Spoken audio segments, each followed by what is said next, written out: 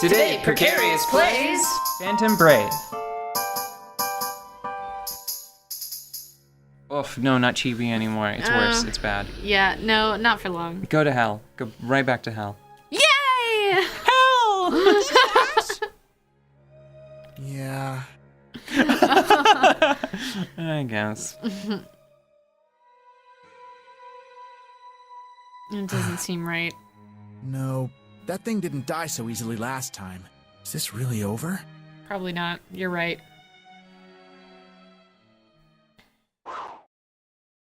Oh, and What? things are about to get sad. About to get sad. They've been sad. Oh. Mr. Saffron, but why? Where did you learn how to make a Molotov cocktail? Yeah, right? It was in my punk days. You're my witness, Morona. I killed the final monster and completed the job. Oh, for fuck's sake. Hold on. Let him talk. Is he broke? I can't Does he very need well money? pay you if you didn't complete the job. I'm sorry, Morona. Please understand.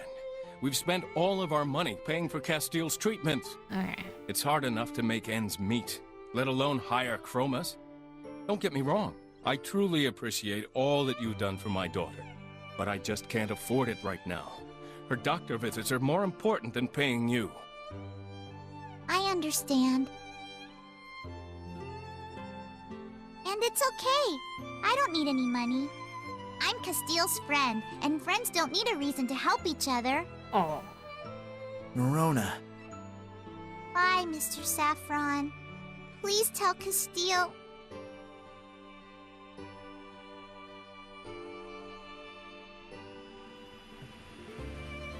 Tell Castile Narrator will solve it. I love her. Morona had spoken sincerely. The money hadn't crossed her mind since she became friends with Castile. In fact, she felt a bit uneasy that Saffron mentioned a reward at all. It bothered Morona that Castile's father had assumed she was only in it for the Bordeaux. She realized that money would always be a factor, so long as she worked as a chroma. This isn't worth it, she thought. A few days later... It's auto-scrolling, can't pause it.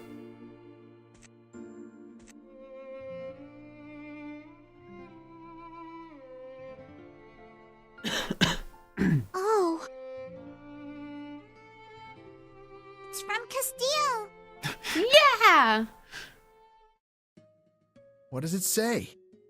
That little voice clip of hers where it's like, I can't believe it! I was a little sad when I found out you went home so suddenly the other day. I was hoping that we could spend more time together as friends, without you having to worry about fighting monsters. But my dad explained everything that happened.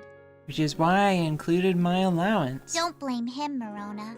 He was only thinking of me. No, Castile has sort of like a pudgy cheeks voice that I can't do. Like it always sounds a little like she's talking with like a marshmallow in her mouth. Yeah. I can't replicate it. You don't know how to do it. It's my fault that my family doesn't have any money, and it's my fault they hired you. I'm so sorry. I've enclosed my favorite necklace. It's made from a seashell. I wonder if she realizes that Morona lives on a... It's made from a seashell. I bet you've never seen one of these. Right. Womp, womp, womp, womp. If you can ever forgive me, please accept it as a token of our friendship. I do hope we can still be friends. With love, Castile. What a formal letter. Oh. That's wonderful, Morona. Go. Castile, she really wants to be friends. I know. I can tell because she gave me one of the world's most uncommon resources. A depleted uranium seashell.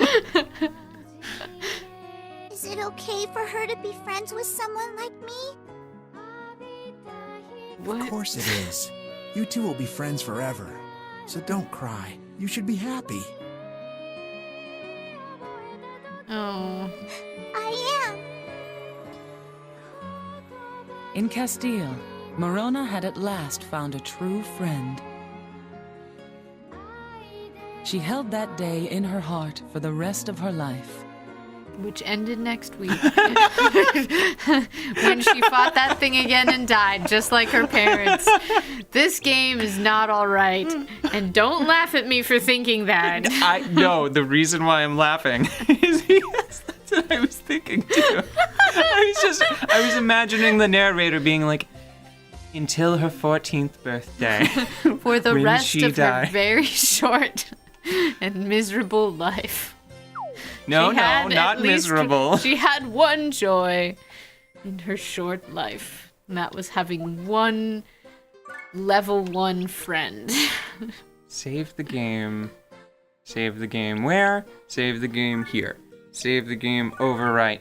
So it took 4 whole chapters, which I think that there are 20 main chapters. Mm-hmm. So like a 5th.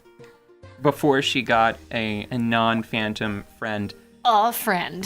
Yeah, I have to say that I wonder how Ash feels about how sad she is, because she's just like, oh, so I'm just chopped phantasmal liver.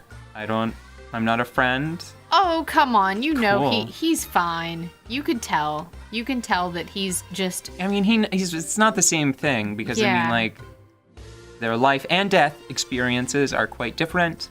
Yeah, and he's probably more like a caruncle. Right. Do we still have time in this episode? A touch, yes. Okay. I'm going to show you how I trained. Okay. This is a dungeon monk. You can create a random dungeon. I do not like this system as much as the item world from Disgaea. They are very similar systems, but this process is incredibly tedious. Yeah. I think that this one is actually appropriate, though. The enemy levels are a little high, but there are only 3. Normal number of enemies. Feeble. But items are prohibited. I just saved, right? Yeah. Okay, then I'll show this one and we'll see how far we can get.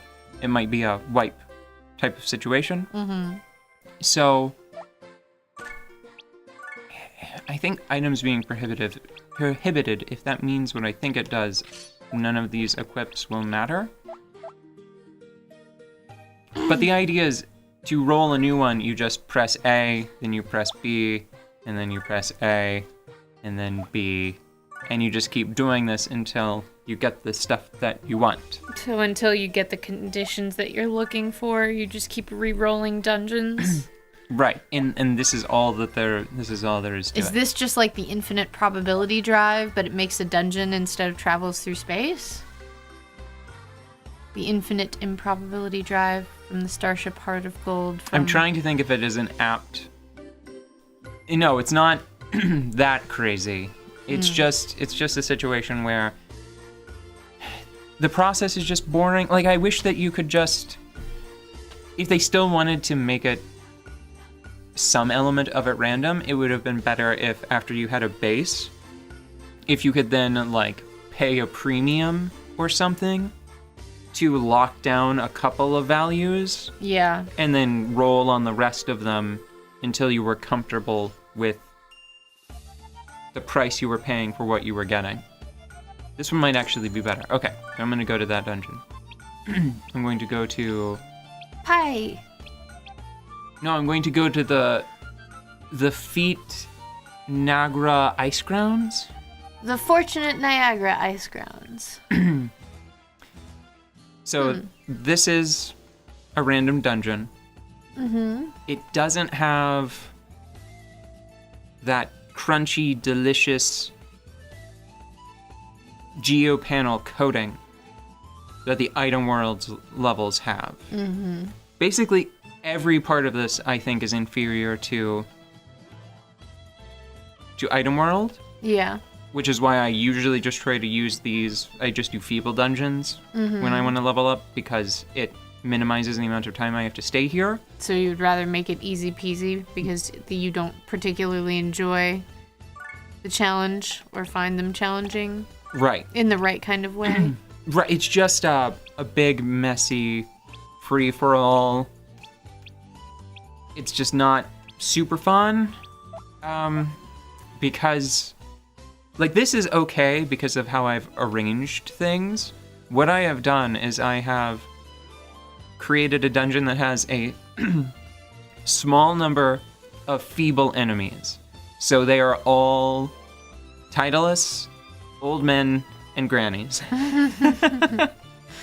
And what that means for me is, okay, so in this specific situation, items have been prohibited, so nobody has any of their equipment. Yeah. But Morona has Punish, Oh my. so she can just, Say no! yeah, she can You just did mash that. people that way. Who else has a good move just built in? Oh, right, it's Let's go! our healer has a move that's pretty good that's built in. Mm-hmm. So she can end her turn and use.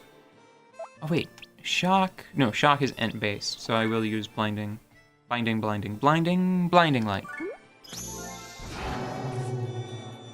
And did you just mash everybody? Oh. See, the thing about Item World is that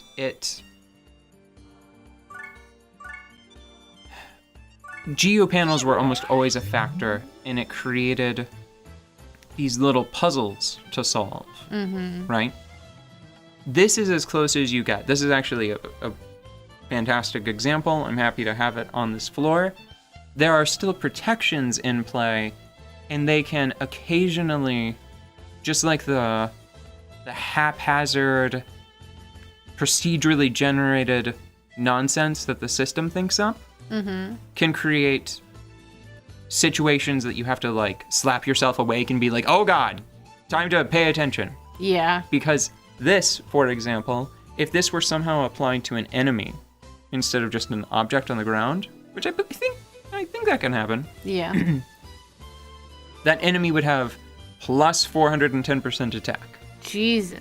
Right, and because of that procedural nature, it can kind of catch you off guard with how extreme it can be. I think I've seen percentages in the excess of like 1,000 before. Because like a computer doesn't see any problem with that unless you tell it to. Yeah. No person would be like, this dungeon should just have an enemy that deals 2,000% of its usual damage. And a person would never think of that.